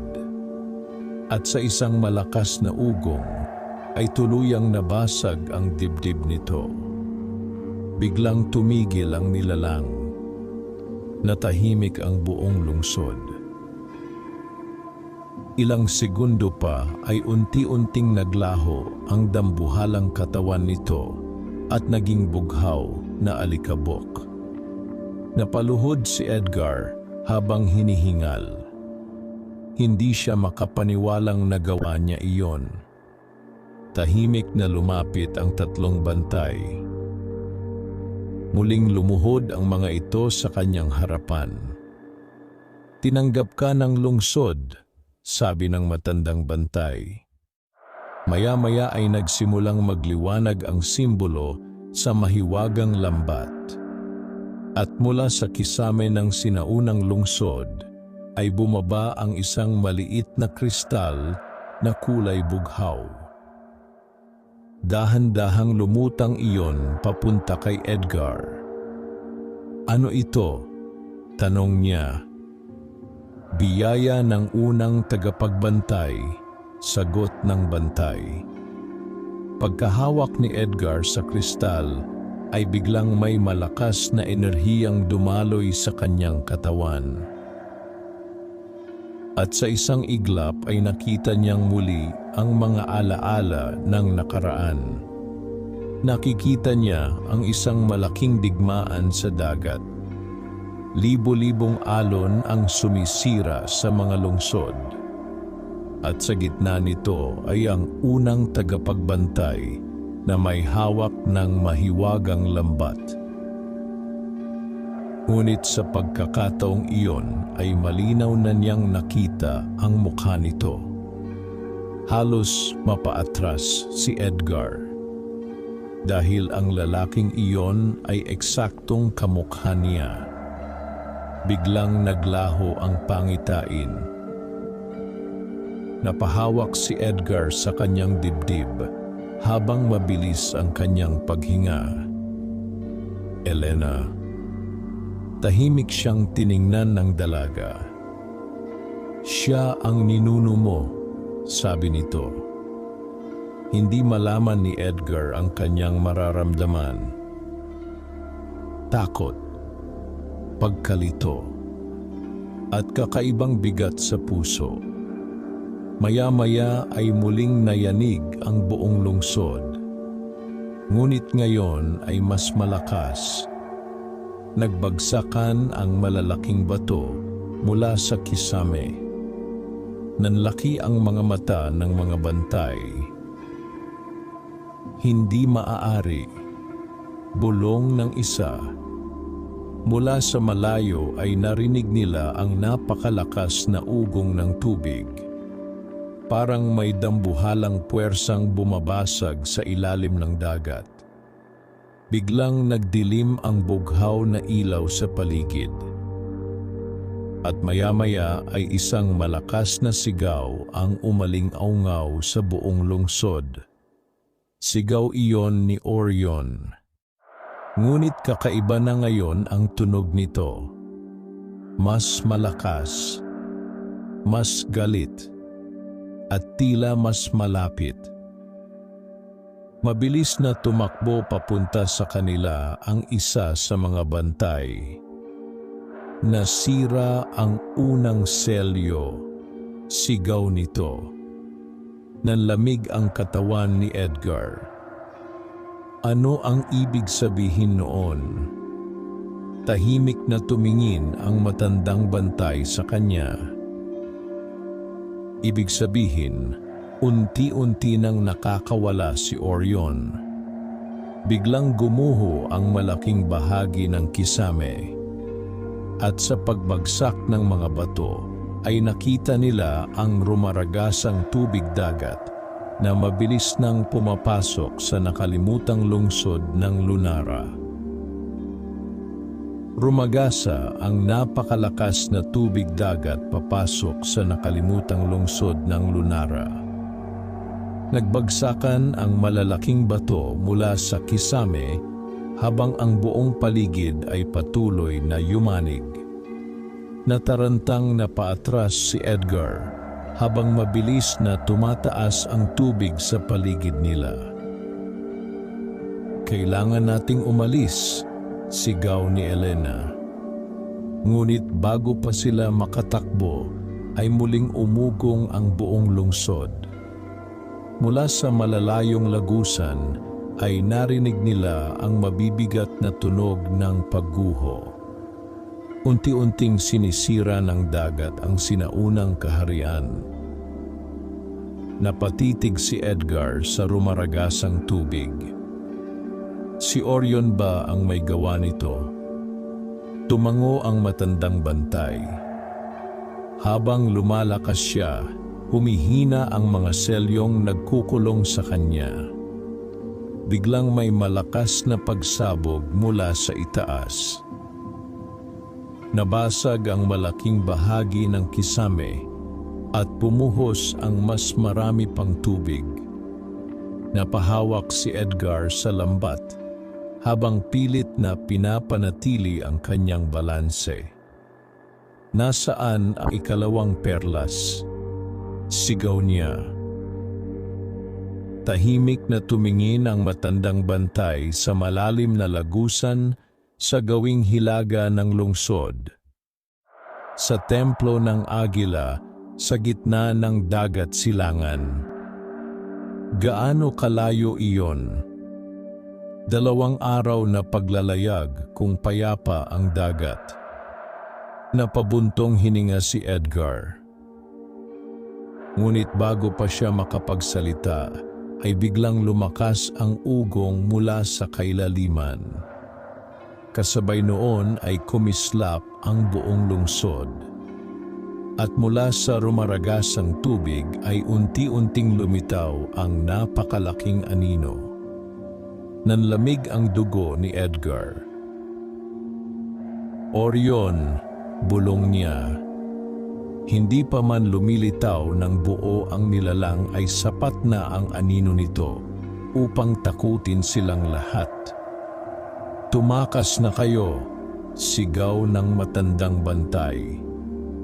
Biglang itinaas nito ang sibat at nagliwanag ang buong paligid. Kasabay noon ay nabuo ang isang bughaw na harang sa pagitan nila at ng rumaragasang tubig. "Bilisan ninyo," sigaw muli ng bantay. Hindi na nag-aksaya ng oras sina Edgar at Elena. Mabilis silang tumakbo palabas ng lungsod habang patuloy ang pagguho sa paligid nila. Habang tumatakbo ay napapansin ni Edgar ang mga sinaunang estatwang nababasag at nilalamon ng tubig. Parang unti-unting binubura ng dagat ang buong kasaysayan ng Lunara. Hindi sila makakatakas. Hingal na sabi ni Edgar habang lumilingon sa mga bantay. Tahimik na napayuko si Elena. Alam nila ang tungkulin nila. Biglang umaling-aungaw ang napakalakas na dagundong. Napalingon si Edgar. Sa likuran nila ay nakita niyang nabasag ang bughaw na harang. Kasabay noon ay lumitaw ang napakalaking mata ni Orion mula sa rumaragasang tubig. Galit na galit ang nilalang. At sa isang iglap ay nilamon ng dambuhalang alon ang buong lugar kung saan naiwan ang mga bantay. Napapikit si Edgar. Ramdam niya ang bigat ng pagkawala ng mga tagapagbantay ng Lunara. Ngunit wala silang magagawa kundi tumuloy sa pagtakas. Pagkaraan ng mahabang pagtakbo ay nakarating sila sa lagusang palabas ng lungsod. Mabilis silang lumangoy paitaas habang patuloy ang pagragasa ng tubig sa ilalim nila. Halos mawalan ng hininga si Edgar sa paglangoy. Ngunit sa wakas ay nakaahon din sila sa ibabaw ng dagat. Malakas pa rin ang ulan at magulong-magulo ang karagatan. Halos hindi na makita ni Edgar ang isla ng Amara dahil sa makapal na hamog. Mabilis silang sumakay sa bangka. "Bilisan mo," sigaw ni Elena. Kaagad na nagsagwan si Edgar habang sa likuran nila ay nagsimulang umikot ng malakas ang tubig. At maya-maya ay biglang umangat ang napakalaking katawan ni Orion mula sa ilalim ng dagat. Napasinghap si Edgar. Mas malaki ito kaysa dati. Parang isang bundok na umaahon mula sa kailaliman. Kumikislap ang mga mata nitong bughaw habang galit na nakatitig sa kanila. Biglang umatungal si Orion.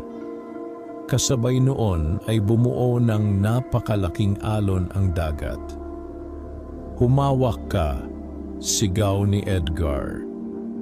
Mabilis na tumama ang dambuhalang alon sa kanilang bangka. Halos tumaob sila. Nagbagsakan ang ilan nilang kagamitan sa dagat. Muling sumigaw si Orion habang mabilis na sumusunod sa kanila. "Hindi natin siya matatakasan," sigaw ni Edgar. Tahimik na tumingin si Elena sa mahiwagang lambat. "May isang paraan." "Ano?" "Kailangan mong gamitin ang kapangyarihan ng unang perlas." Napakunot ang noo ni Edgar. "Hindi ko alam kung paano." "Makinig ka sa dagat." Naalala ni Edgar ang tinig na paulit-ulit niyang naririnig. Huminga siya ng malalim habang mahigpit na hawak ang unang perlas at ang lambat. Ipininikit niya ang kanyang mga mata. Sa una ay tanging ugong lamang ng hangin at alon ang kanyang narinig. Ngunit maya-maya ay tila may mahinang bulong na muling nagsalita sa kanyang isip. "Atasan mo ang dagat." Unti-unting nagliwanag ang unang perlas. Nagulat si Edgar nang maramdaman niyang tila gumagalaw ang tubig sa paligid nila ayon sa kanyang kagustuhan. Mabilis niyang itinaas ang mahiwagang lambat. Kasabay noon ay biglang umangat ang malaking alon sa pagitan nila at ni Orion. Bumangga rito ang dambuhalang nilalang. Umaling-aungaw ang galit nitong ungol sa buong karagatan. "Edgar!" sigaw ni Elena. "Ngayon na!" Buong lakas na nagsagwan si Edgar habang pansamantalang naharang si Orion ng malaking alon. Mabilis silang nakalayo mula sa isla ng Amara. Ngunit habang papalayo sila, ay napansin ni Edgar ang kakaibang pagbabago sa dagat. Unti-unti nang umiitim ang tubig, at sa malalayong bahagi ng karagatan ay may umiikot ng malalaking bagyo. "Lumalala ang kapangyarihan niya," mahinang sabi ni Elena. Tahimik na napatingin si Edgar sa mahiwagang lambat. Pakiramdam niya ay napakabigat ng responsibilidad na nakapatong sa kanyang balikat. Hindi na lamang sarili niya ang nakataya ngayon, kundi ang buong baybayin. At habang papalubog ang araw, ay may isa pang panganib na tahimik na sumusunod sa kanila mula sa malayo. Isang bangkang sakay sina Oscar at Ruel. Malamig na nakatitig si Oscar sa liwanag ng mahiwagang lambat sa bangka ni Edgar.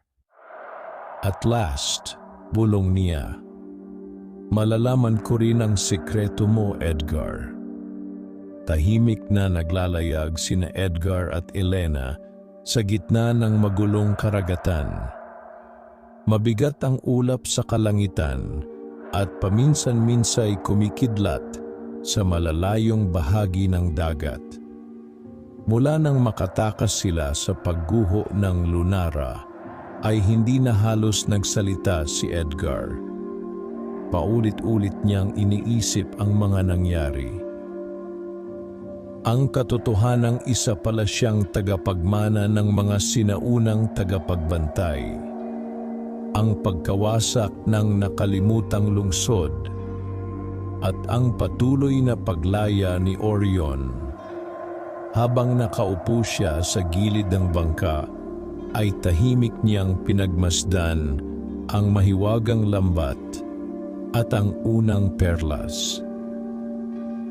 Pareho itong naglalabas ng mahinang bughaw na liwanag. Hindi pa rin ako makapaniwala, mahinang sabi niya. Napatingin si Elena. Sa alin? Na konektado pala ang pamilya ko sa lahat ng ito. Tahimik sandaling tumingin si Elena sa dagat bago sumagot. May mga lihim na itinatago upang maprotektahan ang susunod na salinlahi. Pero bakit hindi sinabi ng ama ko? Marahil gusto kanyang ilayo sa panganib. Napabuntong hininga si Edgar. Naalala niya ang kanyang ama. Ang simpleng buhay nito bilang mangingisda at ang paraan ng pagtuturo nito sa kanya na respetuhin ang dagat. Ngayon ay tila naiintindihan na niya kung bakit. Maya-maya ay biglang kumislap ang unang perlas. Napakunot ang noo ni Edgar. Kasabay noon ay naramdaman niyang tila may kakaibang puwersang humihila sa kanya. Tumayo siya at tumingin sa malawak na karagatan. Ano iyon? Tanong niya. Tahimik na pinagmasdan ni Elena ang perlas. May ipinapakita ito sa iyo. Unti-unting lumakas ang liwanag ng perlas. At sa isang iglap ay muling nagbago ang paligid sa paningin ni Edgar. Parang nawala ang bagyo, nawala ang bangka, at nakita niya ang sarili niyang nakatayo sa ibabaw ng tahimik na dagat habang nababalot ng bughaw na liwanag ang paligid. Sa harapan niya ay may isang matandang lalaki na nakasuot ng sinaunang kasuotan. May hawak itong lambat na kaparehong-kapareho ng nasa kanya. Nanlaki ang mga mata ni Edgar. Ang matandang iyon ay kamukhang-kamukha ng lalaking nakita niya sa mga pangitain noon. At last, sabi ng matanda habang nakatingin sa kanya, "Sino kayo?" "Ako ang unang tagapagbantay ng lambat." Napalunok si Edgar. "Kayo ba ang ninuno ko?" Tumango ang matanda. "Ang dugo ko ay dumadaloy sa iyong katawan." Tahimik na napatingin si Edgar sa mahiwagang lambat. "Bakit ako?" "Dahil ikaw lamang ang maaaring tumapos sa sinimulan namin." Napabuntong hininga si Edgar. "Hindi ko alam kung kaya ko." Mabait na ngumiti ang matanda. "Ang tunay na lakas ay hindi nasusukat sa tapang na walang takot." Tahimik na nakinig si Edgar. Ang tunay na lakas, pagpapatuloy nito, ay ang pagpiling lumaban kahit natatakot. Biglang nagbago ang ekspresyon ng matanda. "Makinig kang mabuti." Naging mabigat ang paligid. Hindi si Orion ang tunay na panganib. Napakunot ang noo ni Edgar. Ano pong ibig ninyong sabihin? May taong naghahangad gamitin ang kapangyarihan ng dagat para sa sariling kasakiman. Biglang may mga larawang lumitaw sa paligid. Isang lalaki, nakasuot ng maitim na damit, at hawak nito ang mahiwagang lambat habang nilalamon ng dambuhalang alon ang mga bayan. Kapag nahulog sa maling kamay ang lambat at ang 3 perlas, sabi ng matanda, mas malala pa kay Orion ang maaaring mangyari. Biglang sumagi sa isip ni Edgar si Oscar. Naalala niyang tila may kakaibang tingin itong palagi sa mahiwagang lambat. Mag-ingat ka, sabi ng matanda. Hindi lahat ng tao ay dapat pagkatiwalaan. Maya-maya ay nagsimulang maglaho ang paligid. At tandaan mo, huling sabi ng matanda, ang ikalawang perlas ay hindi makukuha sa lakas. Paano ko ito makukuha? Hanapin mo ang lihim na nasa puso ng dagat. Biglang naglaho ang pangitain. Mabilis na napamulat si Edgar. Nakahawak si Elena sa kanyang balikat. Ayos ka lang? Mabilis ang kanyang paghinga habang pilit inaalala ang lahat ng sinabi ng matanda. Nakita ko siya. Sino? Ang unang tagapagbantay. Tahimik na nakinig si Elena habang ikinukwento ni Edgar ang lahat ng kanyang nakita. Naging seryoso ang mukha ng dalaga matapos niyang magsalita. Kung ganoon, sabi nito, mas malala pala ang sitwasyon kaysa sa inaakala ko. Bakit? Kapag may ibang taong nakakuha sa kapangyarihan ng lambat, maaaring magising ang buong galit ng dagat. Tahimik na napatingin si Edgar sa malawak na karagatan. Maya-maya ay napansin niyang tila may kakaibang gumagalaw sa likod nila. Parang may sumusunod. Mabilis siyang tumayo at tumingin sa malayo. At doon niya nakita ang isang bangka. Nanlamig ang kanyang katawan nang makilala niya kung sino ang sakay nito. Si Oscar, kasama si Ruel. Malamig ang ngiti ni Oscar habang nakatingin sa mahiwagang lambat. Mukhang napakalayo na ng narating mo, Edgar. Sigaw nito mula sa kabilang bangka. Naging alerto si Elena. Paano nila tayo nasundan? Hindi agad nakasagot si Edgar. Patuloy lamang na lumalapit ang bangka ni na Oscar. At ngayon, dagdag ni Oscar habang nanlilisik ang mga mata, oras na para malaman ko ang sikreto ng lambat na iyan. Mahigpit na napahawak si Edgar sa mahiwagang lambat habang ang madilim na ulap sa kalangitan ay unti-unting umiikot sa ibabaw nilang lahat. At sa malayong kailaliman ng dagat, muling namulat ang nagliliwanag na mga mata ni Orion. Wakas,